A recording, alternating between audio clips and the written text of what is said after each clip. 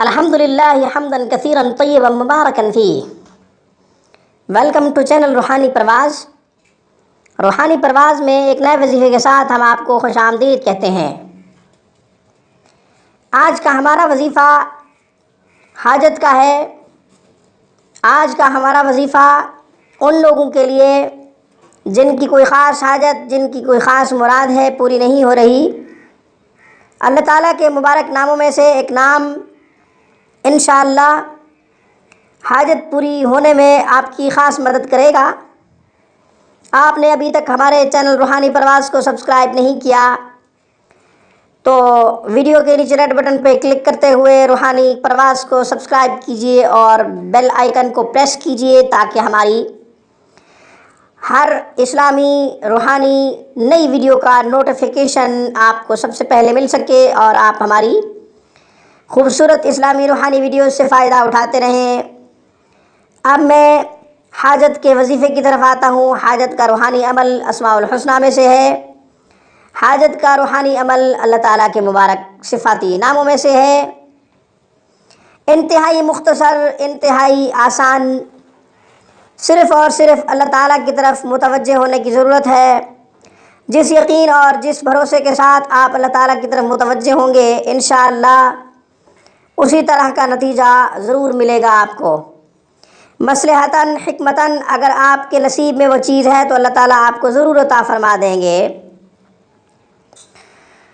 چنانچہ حضرت علی رضی اللہ تعالیٰ عنہ فرماتے ہیں کہ جوتے کا تسمہ بھی ٹوٹے تو میں نے وہ بھی اللہ سے مانگا۔ جوتے کا تسمہ بھی ٹوٹے تو وہ بھی اللہ سے مانگنا چاہیے۔ کتنی بڑی بات ہے، ہر چھوٹی چیز اللہ سے مانگیں، ہر بڑی چیز اللہ سے مانگیں۔ دنیا میں بادشاہوں کا ایک قانون ہے کہ ان سے اگر چھوٹی چیز مانگی جائے تو وہ ناراض ہو جاتے ہیں، خفا ہو جاتے ہیں، مگر اللہ کا قانون یہ ہے کہ اس سے اگر نہ مانگا جائے تو وہ ناراض ہوتا ہے۔ فرمایا حدیث میں رسول اللہ صلی اللہ علیہ وسلم نے من لم یسأل اللہ ویغضب علیہ، جو اللہ سے سوال نہیں کرتا اللہ اس پر ناراض ہوتے ہیں، اللہ خفا ہو جاتے ہیں۔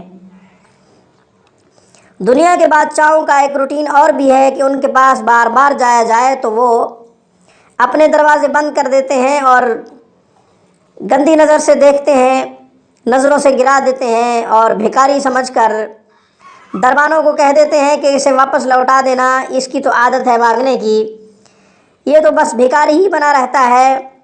لیکن جو اللہ کا بھکاری بن جائے، جو اللہ کا سوالی بن جائے، جو اللہ سے بار بار مانگے اور ہر چیز اللہ سے مانگے، تفصیل سے اللہ سے مانگے، تفصیل سے اللہ تعالیٰ سے طلب کرے، اللہ تعالیٰ فرشتوں پر اس کے لیے فخر کرتے ہیں اور ہر چیز اپنی بارگاہ سے اسے عطا فرماتے ہیں، ہر چیز اپنے خزانوں سے عطا فرماتے ہیں۔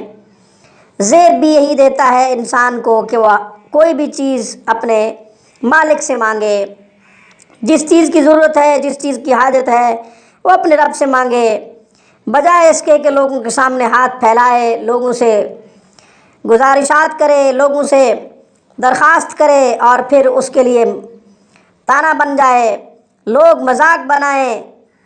اس سے بہتر ہے کہ اللہ تعالیٰ سے خفیہ طور پہ اپنی حاجت پوری کروانے کے لیے التجا کرے، اپنی مراد پوری کروانے کے لیے التجا کرے۔